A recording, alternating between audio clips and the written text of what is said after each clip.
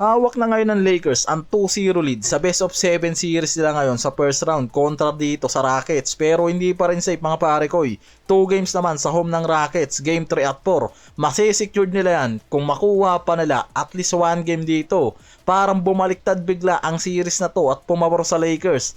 Una pa lang, ang dami nang nagkikriticize sa Lakers kahit media at mga analyst na hindi nga raw magagawa ng Lakers na makuha ang panalo sa series na to sa Rockets na may Kevin Durant, lalo na walang Luka at Austin Reeves. Si Shannon Sharpe pa nga mismo nagsabi na Rockets in 5, tapos bago ang game 2 sinabi pa niyan na walang pag-asa ang Lakers na manalo sa game na yan kung bumalik si Durant. Pero ang problema, hindi siya nagdilang anghel, napasama pa dahil halos 20 points lang ang nagawa ni KD sa buong first half. Pagpasok ng second half, 3 points lang, 1-4 sa 3, 7-12 sa field. Sobrang lala, literal na hindi nakaporma itong si KD sa game 2 na to sa defense strategy na ginawa sa kanya dyan ng Lakers, lalo na nitong si Smart. Una pa lang kasi sinabi ko na alam ng Lakers ang formula paano pipigilan yung pagiging elite shooter ni KD. Si Marcus Smart, ang veteran defender, sinabi niya na hindi niya man mapigilan si KD pero gagawin niya lahat para lang mahirapan to dahil halos nawala sa Lakers ang 50 points per game dahil kay Luka at Reeves, kaya kailangan nila na bumawi sa depensa. Bago pa lang mag-umpisa ang playoffs, ang dami ng pabor sa Rockets, ang taas ng odds, pero ngayon biglang nag-swing. Sobrang laking araw ng pinagbago ng Lakers kung bakit napunta sa kanila ang momentum sa series. Sa betting analysis at NBA predictors, bago ang game 2, karamihan sa betting odds at NBA predictors, pinapaboran pa rin ang Houston Rockets kahit nakuha ng Lakers ang game 1. Ang Rockets ang favorite, nasa negative 4.5, 5.5 spread.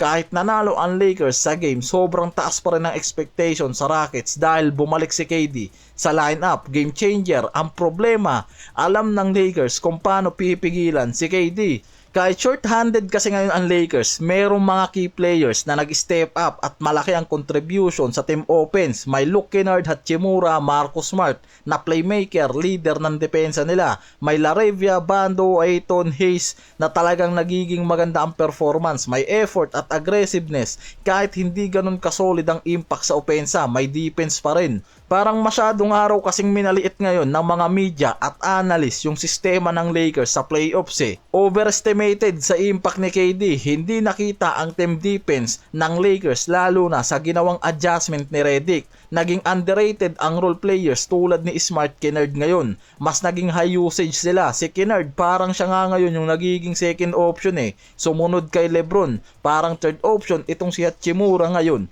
na nasa 20 plus points per game. Sa series nila na to, biglang naging explosive itong si Kennard at effective sa spacing. Napansin din dyan yung mas magandang transition play at mabilis na ball movement na ginagawa ng Lakers. Walang stack ball sa isang player, lahat gumagana at mabilis na passing. Yan din mismo yung gusto ni Redick na wag nga lang daw umasa sa isang player, kailangan lahat gumagalaw, nagko-contribute ng opensa at depensa. Malaking factor kung bakit ngayon nagagawa nilang sabayan ang Rockets sa scoring at rebounding, lalo na sa physicality dahil sa adjustment na ginawa ni Redick.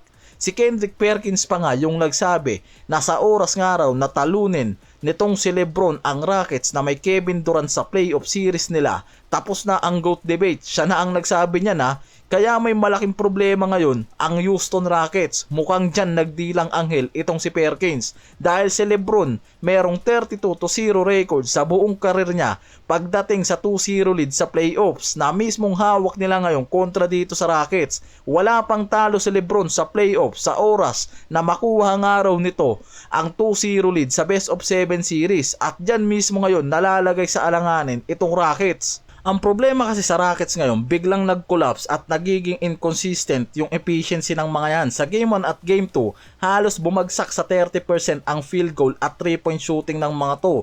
Kahit bumalik si Durant sa Game 2, hindi pa rin bumalik yung efficiency ng mga yan na mismong dahilan bakit hindi sila makasabay sa Lakers. Halos si Hachimura at Luke Kennard ang tumitira sa kanila dyan na nagbibigay ng consistent na scoring sa field at 3, pero mas nagiging balance ang scoring at ball movement nila ngayon kumpara sa mid-season dahil nagpapatas ngayon ng scoring output itong si Luke Kennard dahilan bakit biglang napunta sa kanila ang momentum sa series na to kontra sa Rockets. Samantalang biglang naglabas naman ng report ngayon ang Lakers about sa timeline nitong si Luka at Reeves sa first round na to. Hindi na nila inaasahan ngayon na makakabalik si Luka, naka-out indefinitely pa rin ang status niya.